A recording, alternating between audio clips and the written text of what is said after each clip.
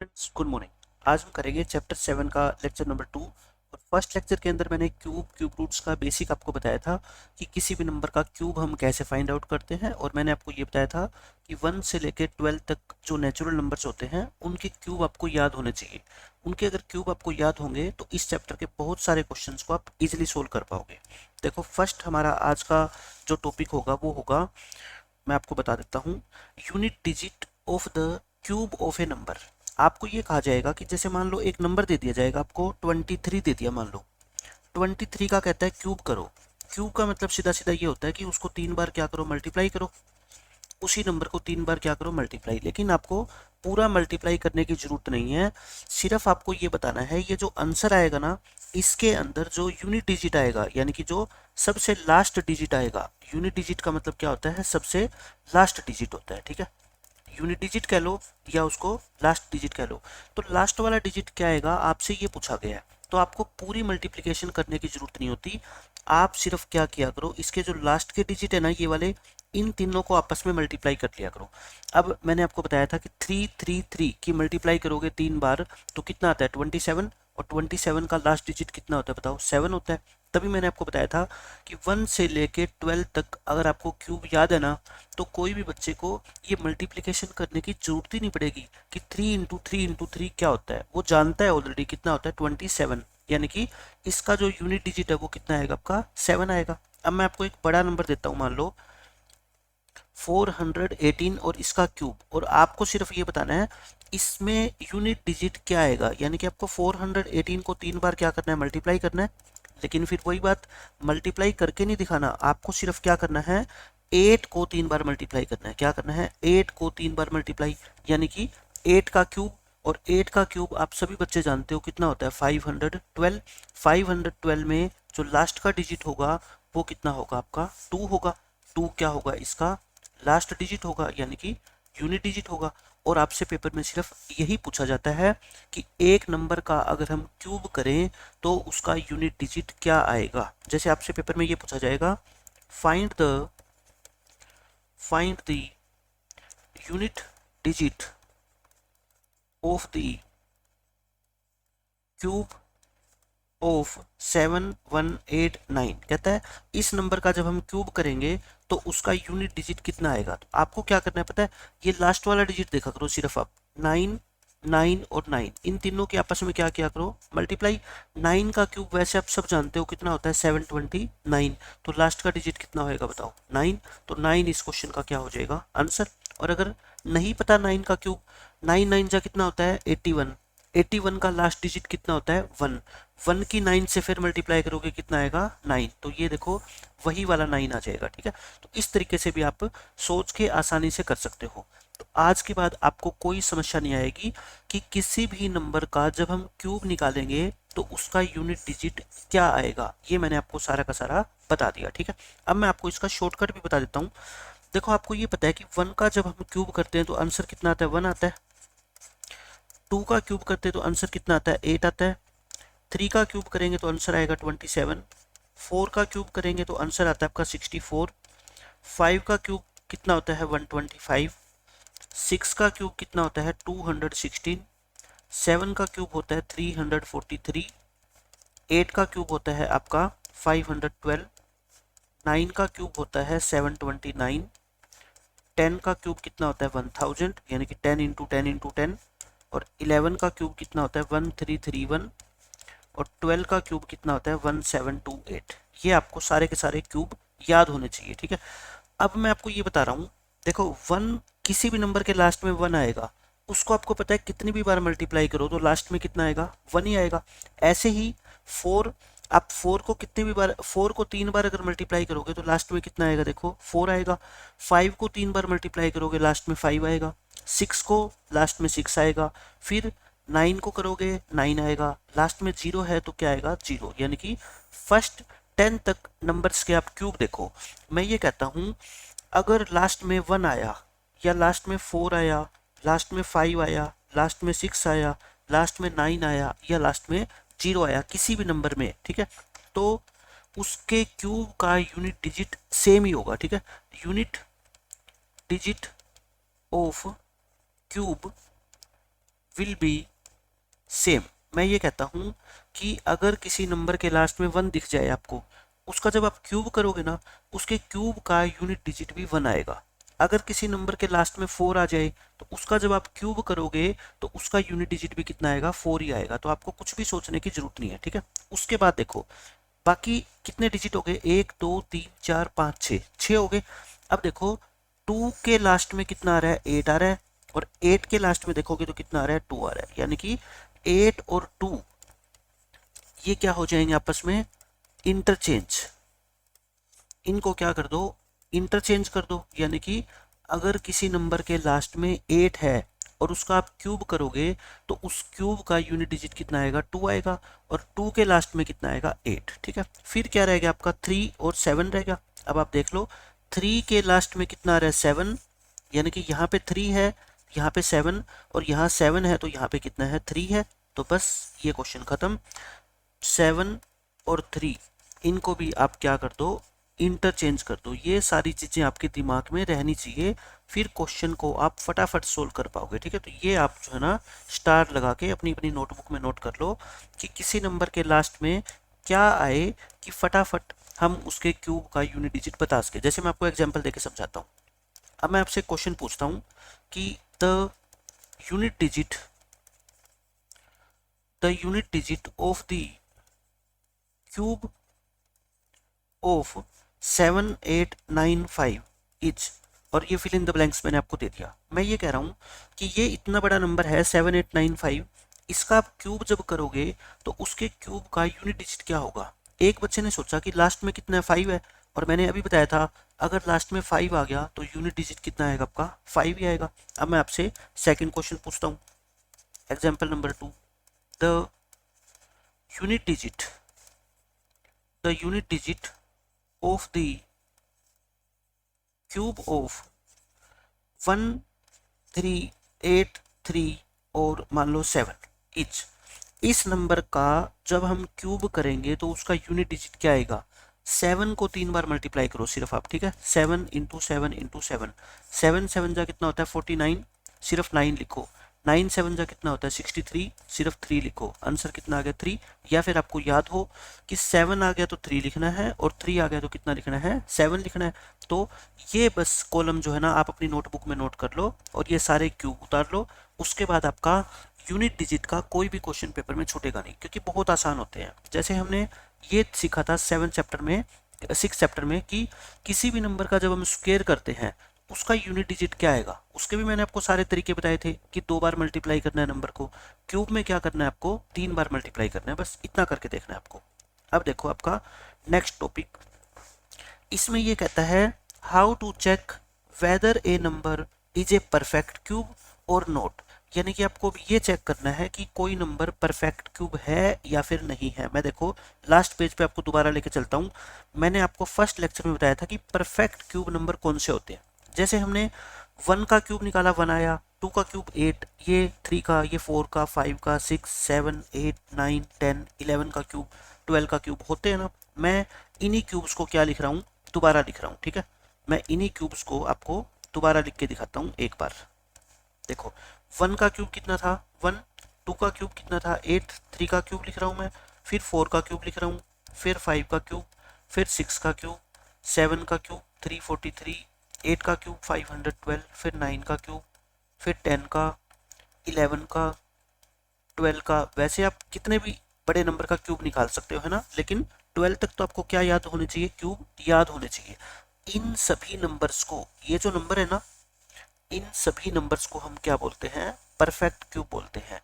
These numbers are called these numbers are called perfect cube numbers. इनको हम क्या बोलते हैं, परफेक्ट क्यूब नंबर्स। और या तो इनका नाम होता है परफेक्ट क्यूब नंबर, या इनको सिर्फ हम बोलते हैं क्या, क्यूब नंबर्स। या तो इनको बोल दो परफेक्ट क्यूब नंबर्स, या बोल दो इनको सिर्फ परफेक्ट वर्ड हटा दो, क्यूब नंबर्स, एक ही बात होती है, ठीक है। या तो इनको क्या बोलेंगे हम, परफेक्ट क्यूब नंबर्स बोलेंगे, या फिर हम क्या बोलेंगे, इनको सिर्फ क्यूब नंबर्स बोलेंगे। दोनों का एक ही मतलब है। पेपर में ये लिखा जाए कि बताओ कौन सा नंबर परफेक्ट क्यूब है, या ये लिखा जाए बताओ कौन सा नंबर एक क्यूब नंबर है। तो दोनों में आपको कंफ्यूज नहीं होना, दोनों का एक ही मतलब है, ठीक है। अब मैं आपको ये बताता हूँ कि नंबर को देख के हम कैसे पता करें कि कोई नंबर परफेक्ट क्यूब है या नहीं है। पहले मैं आपको परफेक्ट स्क्वायर के ऊपर लेके चलता हूँ, परफेक्ट स्क्वायर नंबर्स कौन से होते हैं, क्योंकि उसके बाद आपको परफेक्ट क्यूब समझ आएगा। Perfect square number sixth chapter में मैंने आपको पूरी डिटेल के अंदर समझाया हुआ है कि परफेक्ट स्क्वायर नंबर कौन कौन से होते हैं। जैसे 1 का स्क्वायर करते हैं 1 आता है, 2 का स्क्वायर कितना होता है 4, 3 का स्क्वायर, फिर 4 का स्क्वायर, फिर 5 का, है ना, फिर 6 का स्क्वायर, 7 का स्क्वायर, 8 का स्क्वायर, 9 का स्क्वायर, 10 का स्क्वायर, यही तो होते हैं। इन नंबर्स को हम क्या बोलते हैं बताओ। ये नंबर क्या होते हैं आपके परफेक्ट स्क्वायर नंबर्स होते हैं। ये क्या होते हैं परफेक्ट स्क्वायर नंबर्स होते हैं। परफेक्ट स्क्वायर नंबर्स की पहचान मैंने आपको बताई थी, क्या क्या पहचान होती है कि कोई नंबर परफेक्ट स्क्वायर नहीं है, उसकी क्या पहचान होती है। देखो, इफ यूनिट डिजिट इज 2 3 7 8, अगर किसी नंबर के लास्ट में 2 आ जाए, 3 आ जाए, 7 आ जाए या 8 आ जाए, if unit digit is 2 3 7 8, these numbers are never perfect squares. मैंने आपको बताया था कि ये नंबर कभी भी परफेक्ट स्क्वायर नहीं होते। क्यों नहीं होते? क्योंकि आप किसी भी नंबर का स्क्वायर करोगे, देखो लास्ट के अंदर कहीं आपको 2 3 7 8 दिखाई दे रहा है क्या? आप कहोगे जी नहीं दिखाई दे रहा। तो किसी भी नंबर के लास्ट में अगर आपको 2 3 7 8 दिखाई दे जाए तो वे नंबर कभी भी परफेक्ट स्क्वायर नहीं होते। दूसरा रूल मैंने आपको क्या बताया हुआ है, नंबर ऑफ जीरोज का। क्या बताया हुआ है मैंने? नंबर ऑफ जीरोज का। इफ एनी नंबर हैज 1 0, यानी कि किसी नंबर के लास्ट में 1 0 आए, 3 0 आ जाए, 5 0 आ जाए या 7, यानी कि odd number 1 3 5 7 at its end, यानी कि इसकी हिंदी में लिखना चाहो तो हिंदी लिख लो।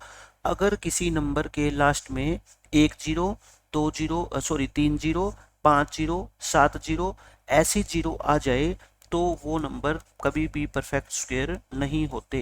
These are never perfect squares, ठीक है। ये आपके 6th चैप्टर के मैंने रिवाइज करवाए हैं चीजें आपको कि परफेक्ट स्क्वायर नंबर कौन से होते हैं, हम कैसे पता करें नंबर को देखते ही कि वो परफेक्ट स्क्वायर नंबर है या नहीं है। तो उसमें हम कौन से नंबर है ये नहीं पता कर सकते, लेकिन कौन से नंबर नहीं है ये हम तुरंत पता कर सकते हैं, और पेपर के अंदर ऐसे ही क्वेश्चन आपसे पूछे जाते हैं, ठीक है। लेकिन हम तो सीखना चाहते हैं क्या? Perfect cube numbers. हम सीखना चाहते हैं परफेक्ट क्यूब नंबर्स।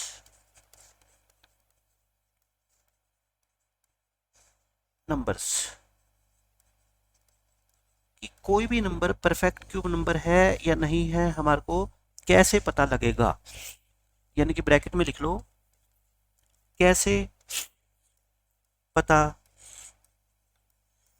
चलेगा कि कोई नंबर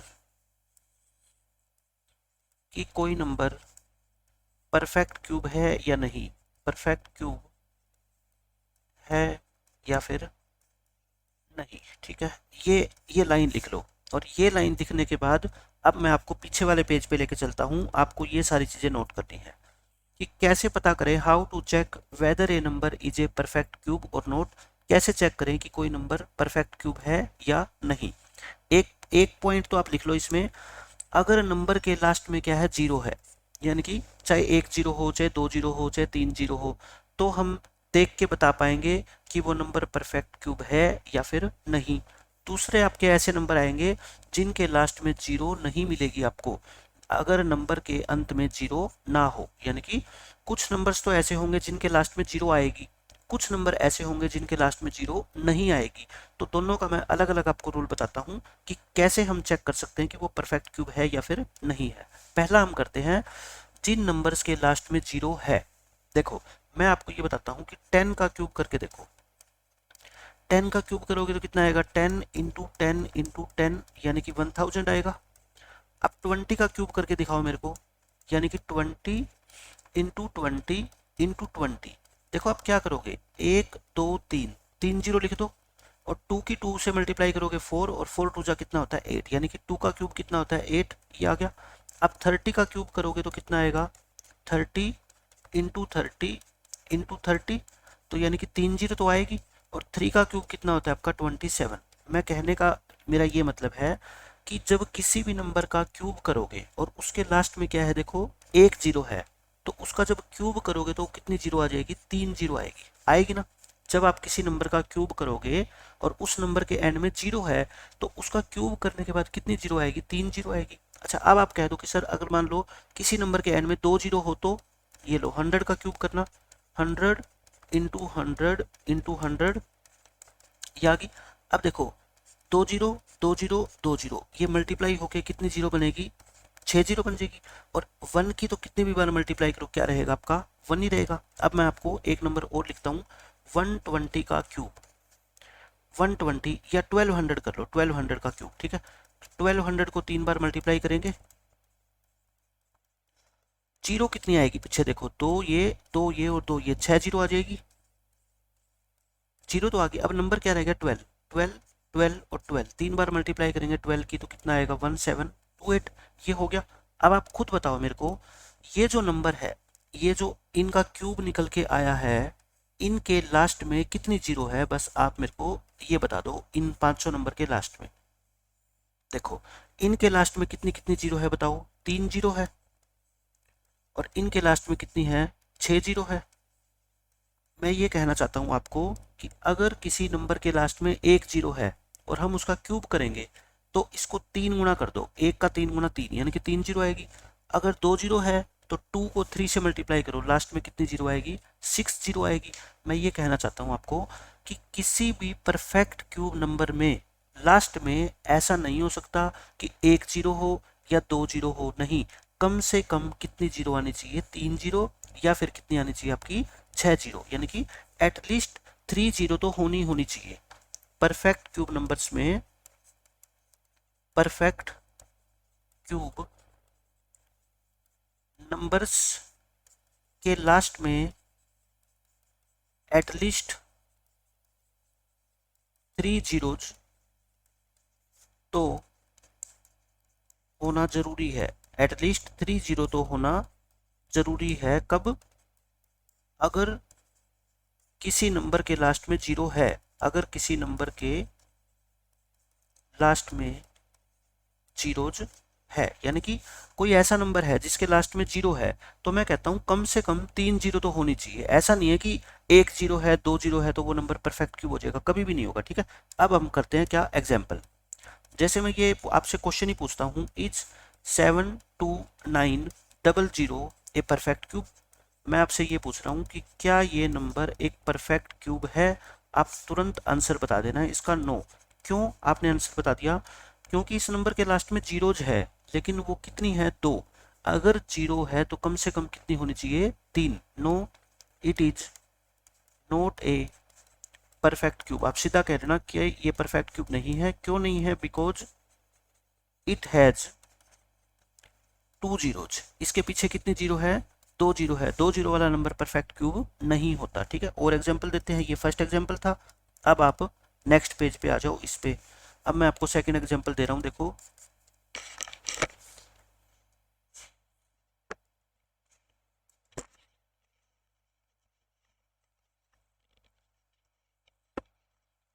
सेकंड एग्जांपल नोट करो, मैं लिख रहा हूं, is 512 zero A perfect cube.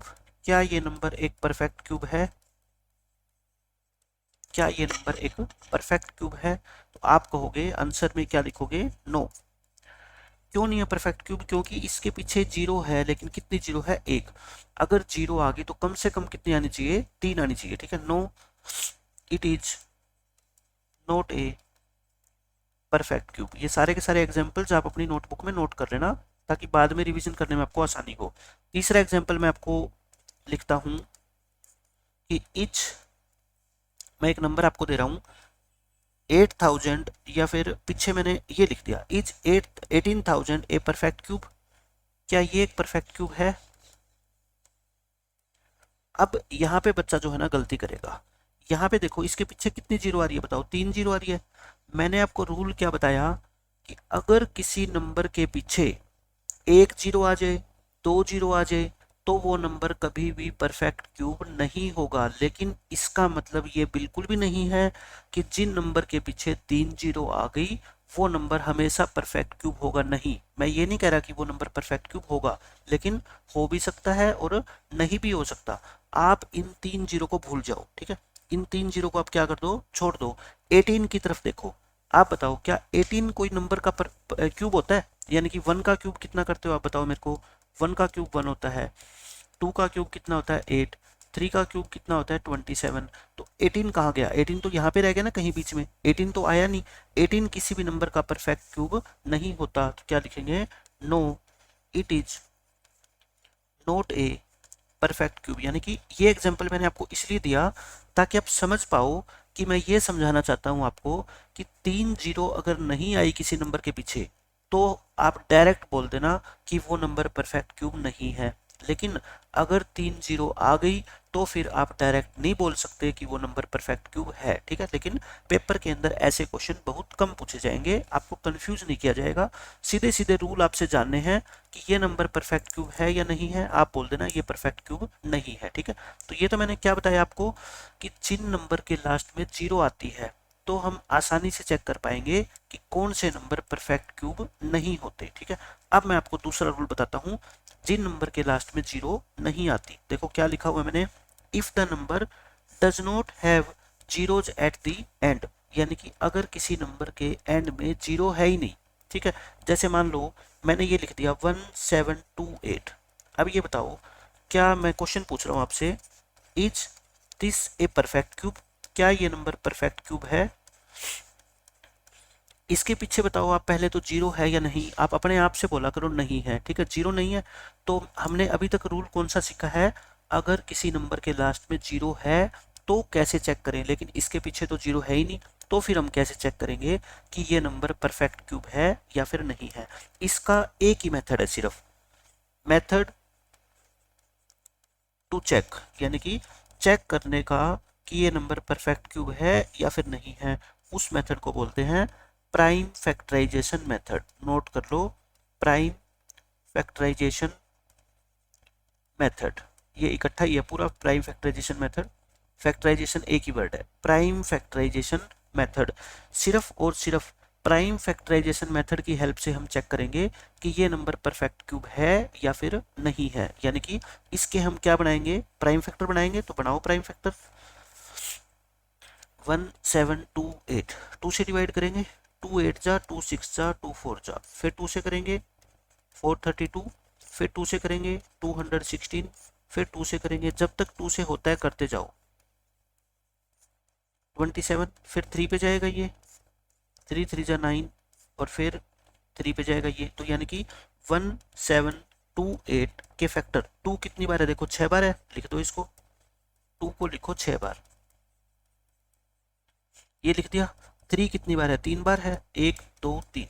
अब मैंने ये तो बता दिया कि हम प्राइम फैक्टराइजेशन मेथड से चेक करेंगे कि ये नंबर परफेक्ट क्यूब है या फिर नहीं है। हमने प्राइम फैक्टर तो बना लिए प्राइम फैक्टर, लेकिन इसके बाद हम कैसे पता करें कि अब ये नंबर परफेक्ट क्यूब है या फिर नहीं है। अब उसका तरीका सुन लो ध्यान से। इसके जितने भी फैक्टर बने हैं, ये फैक्टर बने हैं ना, ये वाले यहाँ से लेके यहाँ तक, इनके सभी फैक्टर ट्रिपलेट में होने चाहिए। क्या होने चाहिए? ट्रिपलेट के अंदर, मतलब कि एक ग्रुप के अंदर एक जैसे 3 मेंबर होने चाहिए। देखो ये 2, ये 2 और ये 2, इन तीनों का एक ग्रुप बना दो, बन गया एक ग्रुप। सेम नंबर कितने होने चाहिए ग्रुप में? 3 बार होने चाहिए। ये भी 3 बार है, ये भी ग्रुप में आ गए। अब लास्ट वाले का देखना, ये भी 3 बार है।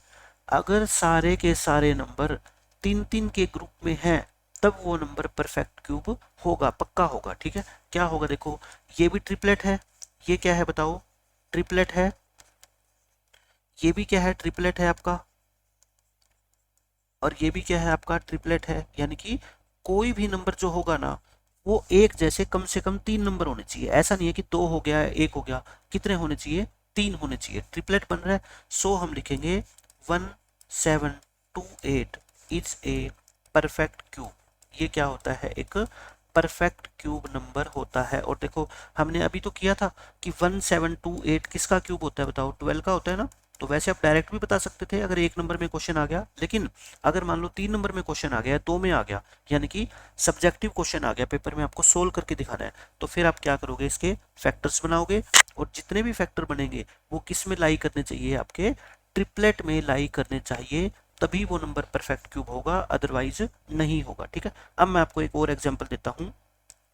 अब मैं आपसे पूछता हूं क्वेश्चन नंबर 2 इज, अब मैं आपसे क्वेश्चन पूछता हूं 1024 ए परफेक्ट क्यूब, क्या ये नंबर परफेक्ट क्यूब है या फिर नहीं है, मैं सिर्फ आपसे ये क्वेश्चन पूछ रहा हूँ। तो फिर वो देखो, इसके लास्ट में जीरो है क्या, आप कहोगे सर नहीं है जीरो, तो जीरो नहीं होती तो फिर कैसे चेक करते हैं कोई नंबर परफेक्ट क्यूब है या नहीं, प्राइम फैक्टराइजेशन मेथड।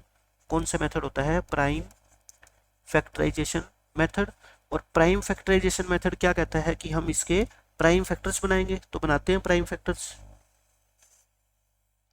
इसके प्राइम फैक्टर बना लो। ठीक है, मैं फटाफट बना रहा हूँ, ये 2 पे जाएगा हर बार, 2 पे जाएगा, तो मैं 2 से डिवाइड कर रहा हूँ इसको हर बार, ये 10 बार जाएगा।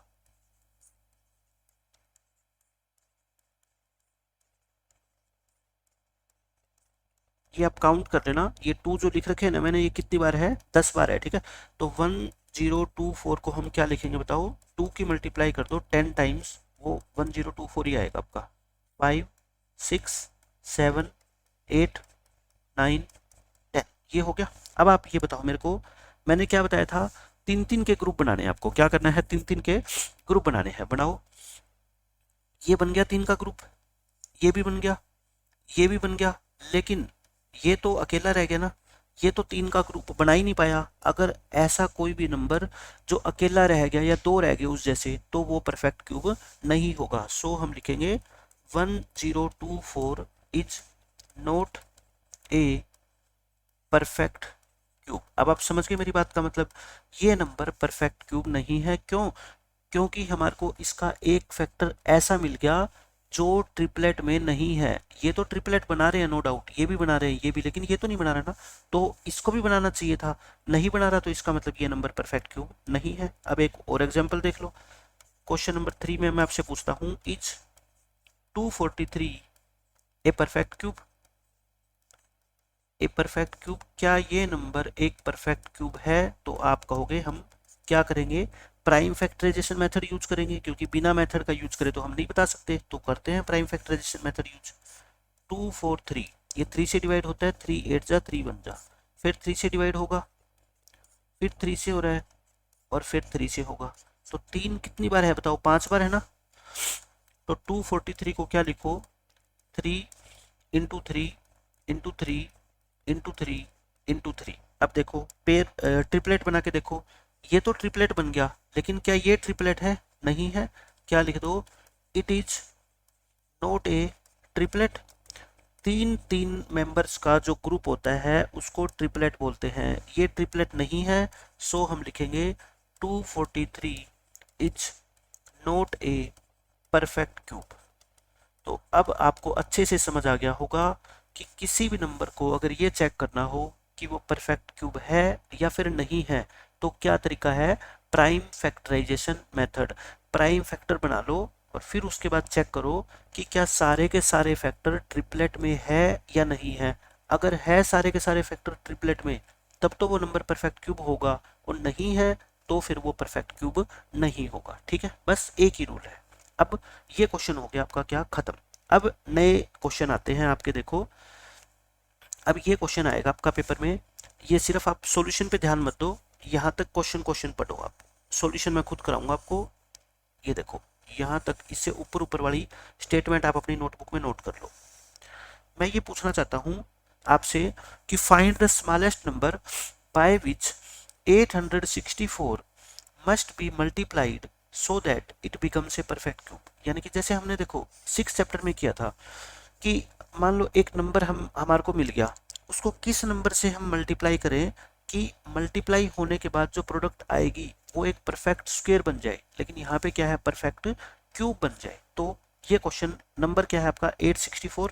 नेक्स्ट पेज पे हम इसको सोल्व करते हैं। 864, सबसे पहले क्या करोगे, सबसे पहले प्राइम फैक्टराइजेशन करो, प्राइम फैक्टर्स बनाओ इसके, ठीक है, प्राइम फैक्टर्स बनाओ। उसके बाद हमें पता लगेगा कि हम इसको किस नंबर से मल्टीप्लाई करें कि ये नंबर एक परफेक्ट क्यूब बन जाए। तो बनाते हैं। 864 के फैक्टर्स 2 पे जा रहा है, 432, फिर 2 पे जाएगा 216, फिर 2 पे जाएगा 108, फिर 2 पे जाएगा 54, 2 से डिवाइड करोगे 27, 3 से करोगे 9 और 3 से करोगे 3, यानी कि हम 864 को क्या लिख सकते हैं। देखो 3 कितनी बार है, 3 बार है, जो 3 बार है वो तो लिखी दो, है ना। 2 कितनी बार है, 5 बार है, ये कितनी बार है, 5 बार है। अब देखो ये नंबर परफेक्ट क्यूब है या नहीं, पहले तो ये चेक करो। ये ट्रिपलेट में है, ये ट्रिपलेट में है, लेकिन ये तो ट्रिपलेट नहीं है, ये ट्रिपलेट नहीं है, नहीं है, तो इसका मतलब 864 परफेक्ट क्यूब तो नहीं है। ये तो बात पक्की होगी, परफेक्ट क्यूब तो नहीं है। तो अब आप मेरे को बस ये बता दो कि इस 864 को मैं किस नंबर से मल्टीप्लाई कर दूं कि ये नंबर मल्टीप्लाई होने के बाद एक परफेक्ट क्यूब बन जाए।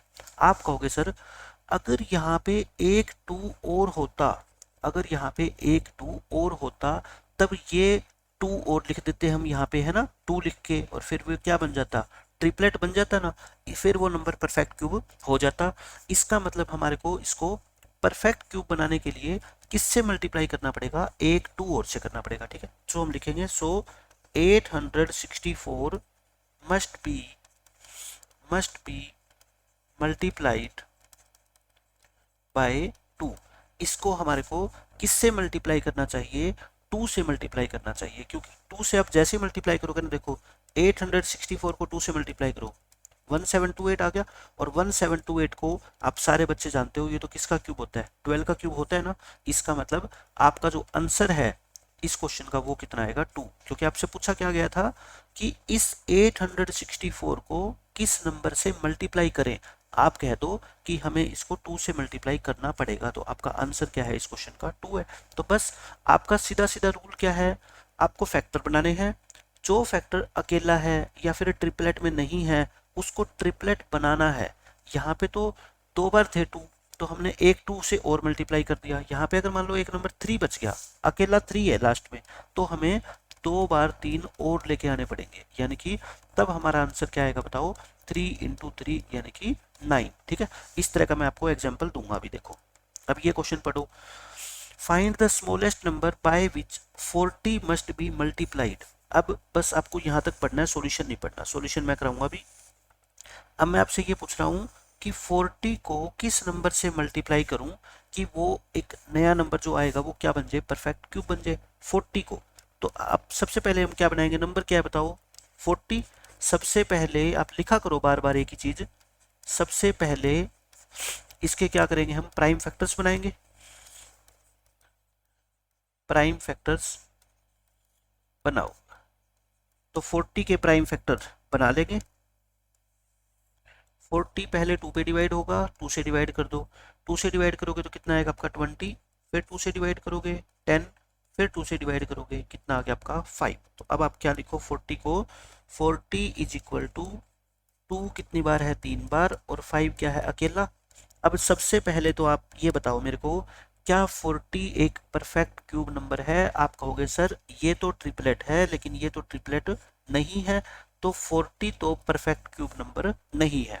तो मैं कहता हूं आपसे, मैं पूछता हूं कि क्या आप इसको परफेक्ट क्यूब बना सकते हो किसी नंबर से मल्टीप्लाई करके। तो एक बच्चे ने दिमाग लगाया कि यहाँ पे 5 अकेला है, अगर इसके साथ 2 5 और आ जाए तो ये भी 3 का ग्रुप बन जाएगा, है ना। तो यानी कि हमारा इस क्वेश्चन का आंसर क्या होगा, 2 बार 5 की मल्टीप्लीकेशन यानी कि 25। कहने का मतलब अगर आप इसको 25 से मल्टीप्लाई कर दोगे ना तो ये परफेक्ट क्यूब बन जाएगा। सो हम क्या लिखेंगे, 40 must be multiplied by 25। 40 को किससे मल्टीप्लाई करोगे आप, 25 से, तो इस क्वेश्चन का आंसर क्या होगा आपका 25 होगा, ठीक है। कैसे, अब आप सोचोगे कैसे परफेक्ट क्यूब हो जाएगा ये। मैं कहता हूँ 40 को 25 से मल्टीप्लाई करके देख लो, 1000 आएगा, और 1000 किसका क्यूब होता है, 10 का क्यूब होता है ना। तो इसका मतलब जो नंबर बनेगा ना 1000, ये क्या बन जाएगा आपका परफेक्ट क्यूब बन जाएगा, it is a perfect cube. ठीक है, ये हो गया। अब हमने दो क्वेश्चन कर लिए जिसमें मैंने आपको ये बताया कि आपको कैसे पता लगेगा कि किस नंबर से मल्टीप्लाई करें कि वो नंबर एक परफेक्ट क्यूब बन जाए। अब हम सीखेंगे डिवाइड वाले क्वेश्चन कि किस नंबर से डिवाइड करें कि वो परफेक्ट क्यूब बन जाए। डिवाइड वाले बिल्कुल आसान होते हैं। आप बताओ, अगर मेरे को इसको मल्टीप्लाई नहीं करना, डिवाइड करना होता, तो जो लास्ट में बच गया ना अकेला, अकेला बच गया या दो बच गए, उससे क्या कर दो, डिवाइड कर दो। अब देखो क्वेश्चन से समझ आएगा आपको। ये क्वेश्चन पढ़ो, बस आपको यहाँ तक पढ़ना है। ये स्टेटमेंट आप अपनी नोटबुक में नोट कर लो, यहाँ तक ऊपर वाली। इस क्वेश्चन में पढ़ो क्या लिख रखा है मैंने। Find the smallest number by which 250 must be divided. अब की बार मैंने मल्टीप्लाई नहीं लिखा, क्या डिवाइड पूछा है। डिवाइड करने के बाद जो नंबर आएगा वो क्या बन जाए, एक परफेक्ट क्यूब बन जाए। ठीक है, तो क्या करेंगे हम, पहले प्राइम फैक्टर बनाएंगे। नंबर कितना है आपका 250। 250 के पहले क्या करो, प्राइम फैक्टर्स बनाओ। 2 पे डिवाइड करो 125, फिर 5 पे करोगे, फिर 5 पे करोगे, तो 250 को हम क्या लिख सकते हैं, देखो 5 को तो 3 बार लिख दो और फिर 2 क्या बच गया अकेला। अब बताओ क्या 250 परफेक्ट क्यूब है। आप कहोगे जी बिल्कुल नहीं है, ये तो ट्रिपलेट में आ गया, लेकिन ये नहीं है। जब डिवाइड करना हो ना, तो जो ट्रिपलेट में नहीं है उसको आप क्या लिख दिया करो, एक्स्ट्रा लिख दिया करो। एक्स्ट्रा का मतलब ये फालतू है। फालतू का मतलब हमें इसकी जरूरत नहीं है, क्योंकि डिवाइड करने का मतलब है कि इस बच्चे को क्लास से बाहर कर दो, है ना। जो भी फालतू है, फालतू कौन होगा, जो ट्रिपलेट में नहीं है वही क्या कहलाएगा, फालतू कहलाएगा। यानी कि इसको क्या कर दो, क्लास से बाहर कर दो। सो आंसर कितना आएगा पता है आपका, आंसर आएगा आपका 2। इसका मतलब ये है कि 250 को 2 से डिवाइड करना पड़ेगा। 250 मस्ट बी डिवाइडेड बाय 2। क्यों, अब आप पूछोगे कि ऐसा क्यों करना पड़ा हमारे को। मैं कहता हूँ 250 को आप 2 से डिवाइड करके देखो, 125 आएगा। और 125 तो 5 का क्या होता है, क्यूब होता है। तो 125 क्या है, ये परफेक्ट क्यूब है ना, it is a perfect cube. तो डिवाइड वाले क्वेश्चन तो बिल्कुल आसान होते हैं। जो ट्रिपलेट में नहीं है, नोट कर लो आप, जो फैक्टर्स ट्रिपलेट नहीं बनाते, ट्रिपलेट नहीं बना रहे, वो एक्स्ट्रा है। वो क्या है, एक्स्ट्रा है। और उन्हीं से क्या कर दो, डिवाइड कर दो, उन्हीं से डिवाइड करना है। यानी कि एक्स्ट्रा को बाहर करना है। ठीक है, डिवाइड करने का मतलब आप समझ लो इजी लैंग्वेज में, उसको हमें क्लास से बाहर करना है। चाहे ये अकेला बच जाए, चाहे इसके साथ एक और 2 होता, तब दोनों 2 को हम क्या कर देते, बाहर कर देते। ठीक है, तो आज के लेक्चर में मैंने आपको क्या बताया कि किसी भी नंबर का जब हम क्यूब करेंगे तो उसका यूनिट डिजिट क्या आएगा, वो मैंने आपको बता दिया। फिर मैंने आपको सिखाया कि परफेक्ट क्यूब कोई नंबर है या नहीं है, ये कैसे चेक करेंगे। और फिर मैंने आपको क्या सिखाया कि किसी नंबर को किस छोटे से छोटे नंबर से मल्टीप्लाई करें या फिर डिवाइड करें कि नया नंबर आपका परफेक्ट क्यूब बन जाए। ठीक है, नेक्स्ट लेक्चर के अंदर हम करेंगे आपकी 7.1 एक्सरसाइज कंप्लीट। और ये चीज़ें आपको समझ आ गई पहले 2 लेक्चर्स की, तो 7.1 एक्सरसाइज आपके लिए बहुत आसान होने वाली है। ठीक है, मिलते हैं नेक्स्ट लेक्चर में, बाय बाय, टेक केयर।